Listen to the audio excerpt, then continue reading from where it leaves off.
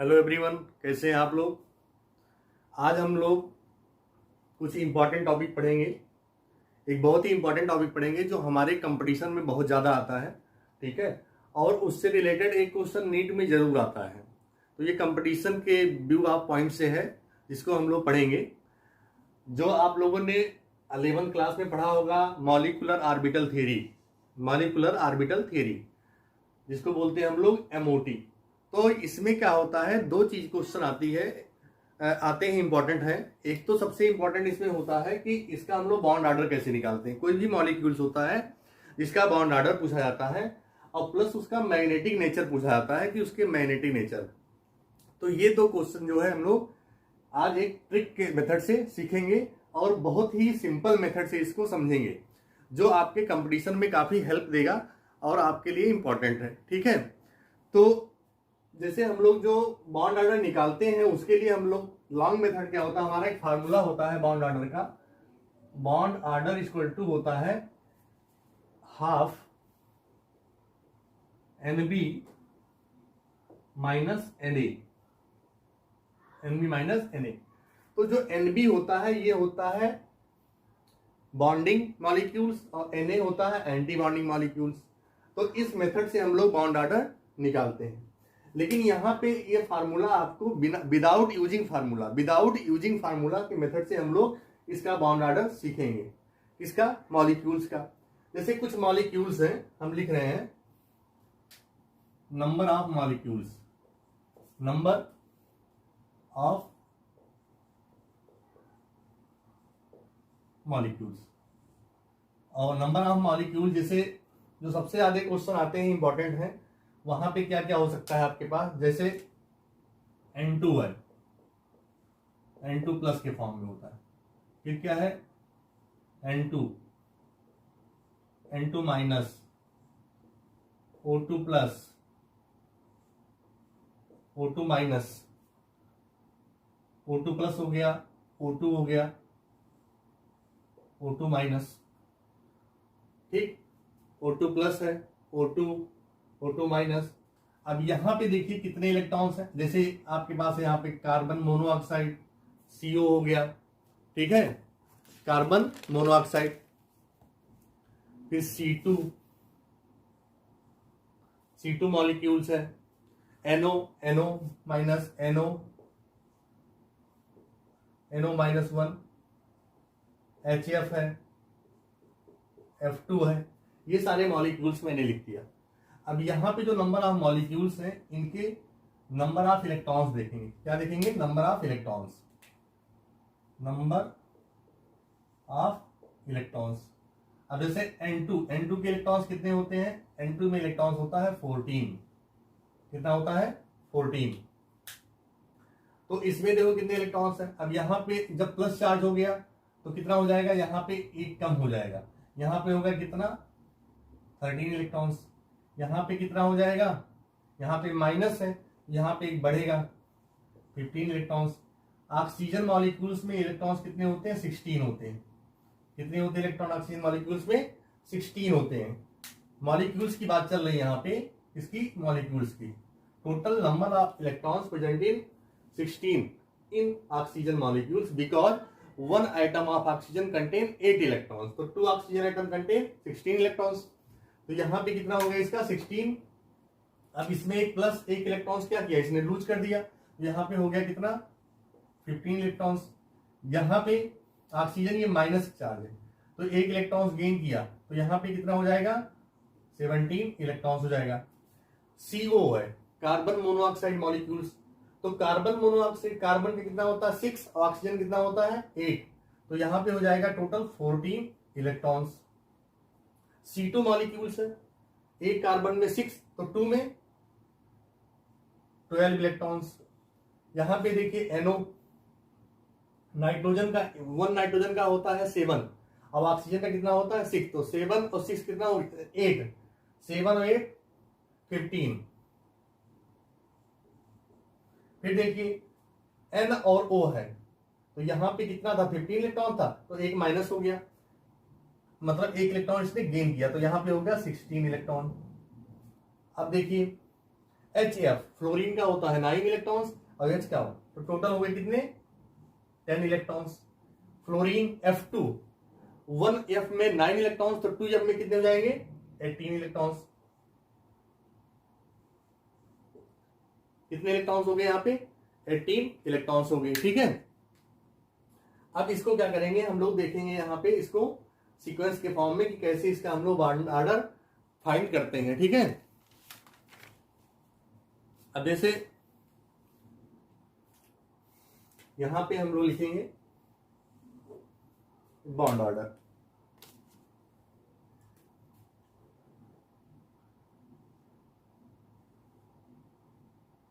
हाँ, पहले लिखेंगे इसमें हम लोग कैसे लिखेंगे इसको, यहां पे लिखेंगे जैसे number of electrons, number of electrons, और प्लस एक साइड में लिखेंगे हम लोग बॉन्ड ऑर्डर, बॉन्ड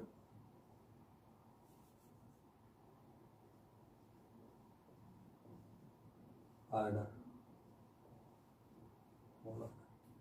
तो यहां पे सबसे पहले एक पॉइंट आपको ध्यान देना है कि हमने यहां पे लिखा कितने इलेक्ट्रॉन्स 14 इलेक्ट्रॉन लिख दिया। कितने इलेक्ट्रॉन लिखा 14 इलेक्ट्रॉन्स। ये पॉइंट आपको सबसे इंपॉर्टेंट है, ध्यान देना है। कितने इलेक्ट्रॉन्स है 14 इलेक्ट्रॉन्स।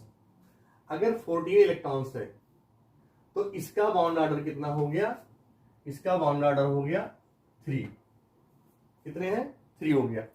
अब 14 से नीचे आइए आप और 14 के ऊपर जाइए। अब 3 से लेके आपको 1 तक आना है।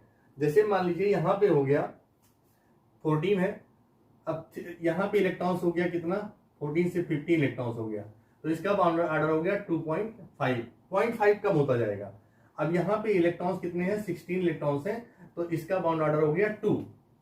अब यहां पे इलेक्ट्रॉन्स अगर कितने हैं 17 इलेक्ट्रॉन्स हैं, तो यहां पे बॉन्ड ऑर्डर हो गया 1.5। और यहां पे इलेक्ट्रॉन्स अगर 18 हैं तो ये बॉन्ड ऑर्डर हो गया कितना 1। मतलब यहां से क्या है 0.5 डिक्रीज होता आ रहा है 14 से बिलो में। नंबर ऑफ इलेक्ट्रॉन्स क्या हो रहे हैं बढ़ रहे हैं। यहाँ पे नंबर ऑफ इलेक्ट्रॉन्स जो हो रहे हैं इंक्रीज कर रहे हैं यहाँ पे नीचे। अब क्या होगा नंबर ऑफ इलेक्ट्रॉन्स डिक्रीज करेगा कहां से 14 के अबव में। अब 14 है तो 14 के बाद क्या आएगा 13।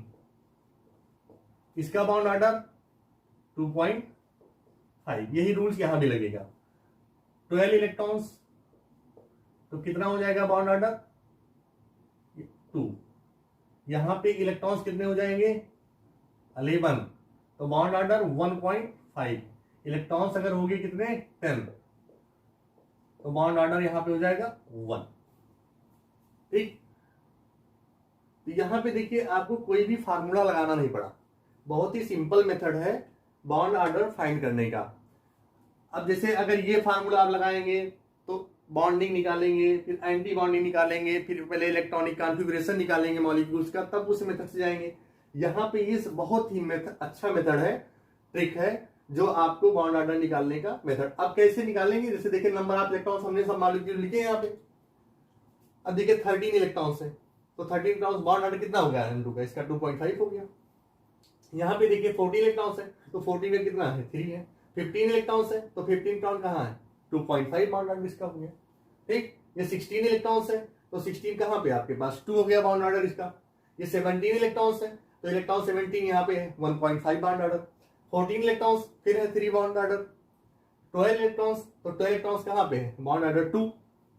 फिर क्या है 15 इलेक्ट्रॉन्स, अब देखिए 2.5। 16 इलेक्ट्रॉन्स, 16 कहाँ पे है देखिए चेक करिए 2 बॉन्ड ऑर्डर। जैसे 10 इलेक्ट्रॉन्स है, तो 10 इलेक्ट्रॉन्स का कितना हो जाएगा 1 बॉन्ड ऑर्डर। फिर क्या है 18 इलेक्ट्रॉन्स, देखिए चेक करिए यहाँ पे बॉन्ड ऑर्डर 1। एक मॉलिक्यूलर ऑर्बिटल थ्योरी ऐसी थ्योरी थी जिन्होंने बताया था कि बॉन्ड ऑर्डर जो होते हैं फ्रैक्शन में होते हैं, लेकिन बैलेंसी बॉन्ड थ्योरी जो थी, बैलेंसी बॉन्ड थ्योरी, उसने बताया था कि बॉन्ड ऑर्डर फ्रैक्शन में नहीं होते, वो उसकी डिमेरिट थी। लेकिन यहाँ पे एमओटी ने क्या बता दिया कि जो बॉन्ड ऑर्डर होते हैं फ्रैक्शन में होते हैं। ठीक है, अब ये तो हो गया हमारा बॉन्ड ऑर्डर निकालने का मेथड। आई होप सभी को समझ में आया होगा बॉन्ड ऑर्डर। अब दूसरी प्रॉपर्टी हमने लिखी थी मैग्नेटिक नेचर। अब इसी कंपाउंड्स का, सॉरी इसी मॉलिक्यूल्स का क्या पूछते हैं मैग्नेटिक नेचर भी पूछ लेता है। Magnetic nature.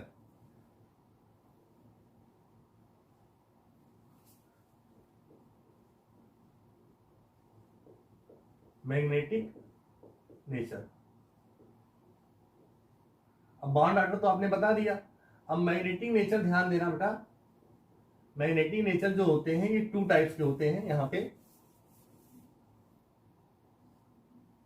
एक तो होता है आपका डायमैग्नेटिक, ठीक है, और दूसरा होता है क्या, पैरामैग्नेटिक। एक क्या होता है,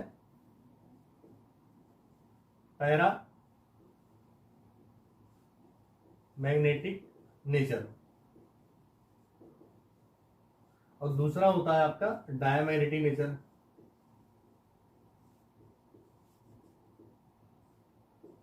दूसरा क्या होता है, डायमैग्नेटिक नेचर। 2 होते हैं, पैरामैग्नेटिक एंड डायमैग्नेटिक नेचर। तो पैरामैग्नेटिक में क्या होता है, पैरामैग्नेटिक में इलेक्ट्रॉन जो होते हैं हमेशा कैसे होते हैं, ऑड होते हैं। ऑड नंबर ऑफ इलेक्ट्रॉन्स, ऐसे लिखेंगे, नंबर ऑफ इलेक्ट्रॉन्स कैसे होंगे, ऑड होंगे, ठीक, इसमें पैरामैग्नेटिक में। और डायमैग्नेटिक में क्या होगा, नंबर ऑफ इलेक्ट्रॉन्स इवन होगा। नंबर ऑफ इलेक्ट्रॉन्स कैसे होंगे, इवन होंगे। लेकिन एक चीज ध्यान देना, जो डायमैग्नेटिक है इसमें आपके 2 एक्सेप्शन है। डायमैग्नेटिक नंबर ऑफ इलेक्ट्रॉन्स क्या है, इवन है। तो नंबर ऑफ इलेक्ट्रॉन्स में एक तो हो जाएगा आपका जैसे 10 इलेक्ट्रॉन्स और दूसरा 16 इलेक्ट्रॉन्स। 16 इलेक्ट्रॉन, ये दोनों क्या आएंगे, एक्सेप्ट होंगे, एक्सेप्शन में आएंगे, ठीक है। ये दोनों के इलेक्ट्रॉन्स इवन है ये नेचर, लेकिन इनका डायमैग्नेटिक नहीं। कैसा है ये, इनका नेचर होगा पैरामैग्नेटिक। कैसा होगा, पैरामैग्नेटिक रहेगा, मैग्नेटिक। अब देखिए यहां पे एग्जाम्पल देख लीजिए, इसका एग्जाम्पल क्या हो जाएगा। अब पैरामैग्नेटिक नेचर में नंबर ऑफ इलेक्ट्रॉन्स क्या है, ऑड है। तो ऑड इलेक्ट्रॉन जैसे देखिए यहाँ पे 13 है, तो 13 है, तो N2 जो प्लस है ये किस नेचर का हो गया, N2 प्लस, ये हो गया पैरामैग्नेटिक नेचर का। अब देखिए यहाँ पे N2 है और यहीं पे एग्जाम्पल हमने लिया किसका, N2 का ले लिया, N2 मॉलिक्यूल, N2 इसमें कितने इलेक्ट्रॉन्स है, 14 इलेक्ट्रॉन्स है। यहां पे कितने इलेक्ट्रॉन्स हैं, 13 इलेक्ट्रॉन्स है।